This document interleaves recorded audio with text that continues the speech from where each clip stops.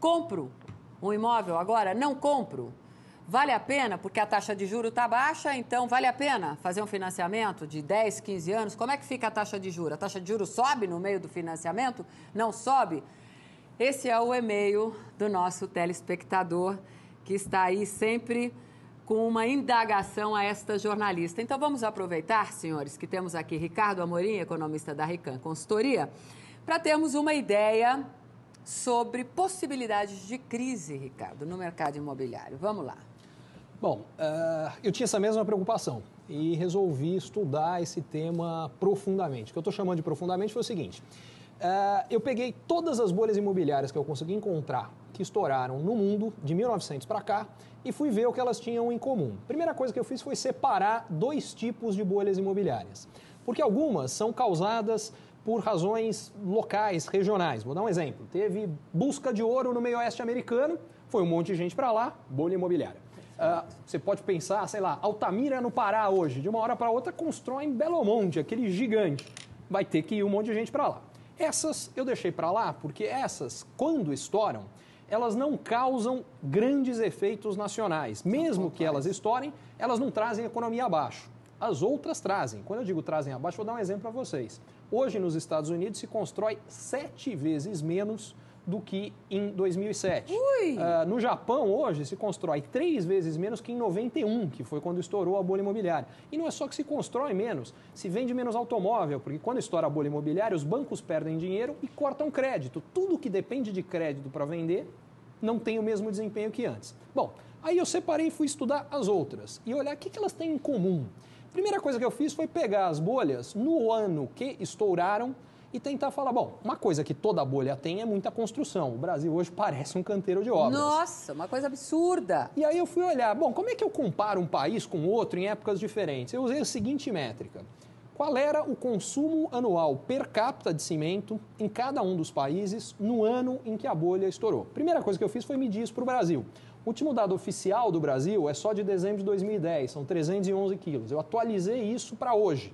Pelas minhas contas, dão 350 mais ou menos hoje. Bom, aí eu fui olhar e no ano que estouraram, como é que era? De 1900 para cá, a bolha que estourou com um nível mais baixo eram 400 quilos. Se a gente for pegar as mais recentes, em 2007, nos Estados Unidos eram 450 quilos, mas foi a mais baixa que estourou em 2007. Na Espanha eram 1.200 quilos. Na Coreia, em 97, eram 1.600 quilos. Na China, hoje, são 1.600 quilos e ainda não estourou bolha nenhuma, vai subir mais antes de estourar. Em outras palavras, se a gente for pegar o nível mais baixo que estourou da história, 400, de onde o Brasil está, 2, 3 anos a gente chega lá. Se for pegar o mais alto, 1.600, estamos falando de 2, 3 décadas ou mais. Segunda coisa que eu fui ver é o que permite que gera bolha, que bolhas sejam geradas. É o ar da bolha, é o crédito, é ele que faz com que a gente possa comprar algo que a nossa renda não pode pagar. E aí, o que eu fui ver é, bom, no ano que estourou, qual era o tamanho do crédito em cada um dos países onde as bolhas estouraram? Todos os casos que eu encontrei eram mais de 50% do PIB. No Brasil hoje são 5% do PIB. O que isso aqui me fala é que a gente ainda tem muito espaço para expansão de mercado imobiliário no Brasil. E aí o último ponto foi o que você colocou, mas e os preços, Ricardo, estão tão altos? Falei, será? Deixa eu comparar.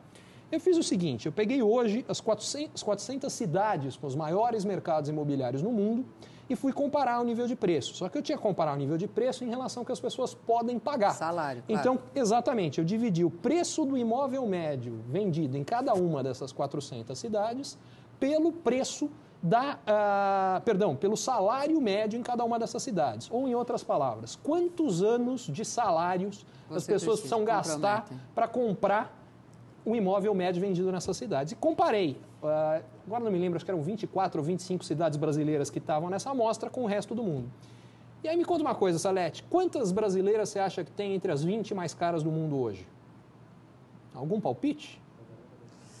Uma? Nenhuma. Nenhuma. A mais cara cara do Brasil hoje é Brasília, que, aliás, é a mais cara em termos absolutos e relativos, porque Brasília já tem um nível mais alto de preço de imóvel, mesmo dividindo pela renda da cidade, que é a mais alta de todas essas, que, aliás, é uma outra boa distorção brasileira. Como é que Brasília é o lugar que tem a renda mais alta do Brasil? Que não faz nada, literalmente. Tem algo esquisito aí. Mas, muito bem.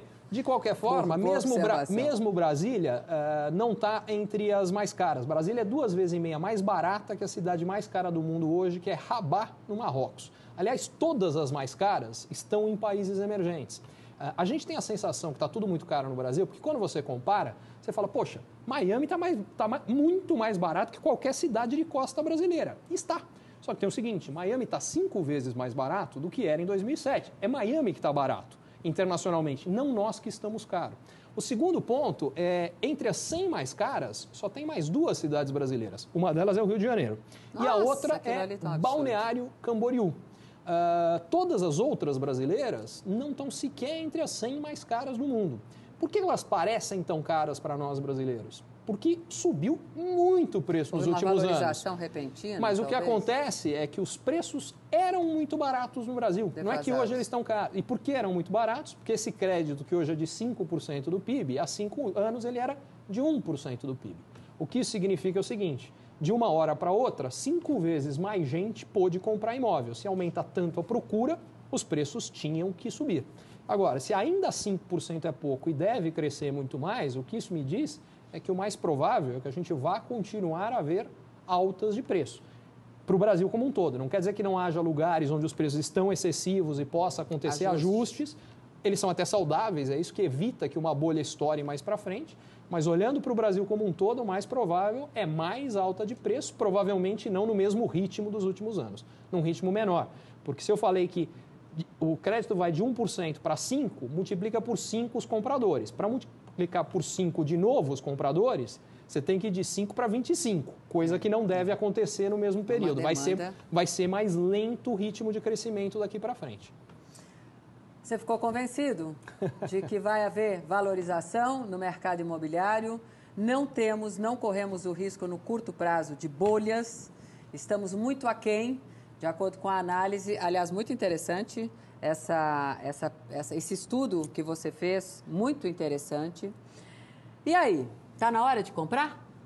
Taxa de juro baixinha? Você vai pegar um financiamento aí para compra de um imóvel, 20, 15 anos? O que pode acontecer? Vale a pena? Corremos grandes riscos? Não, o juro não sobe? Está fechado? Segura aí que eu já volto. Agora falando de juros, né?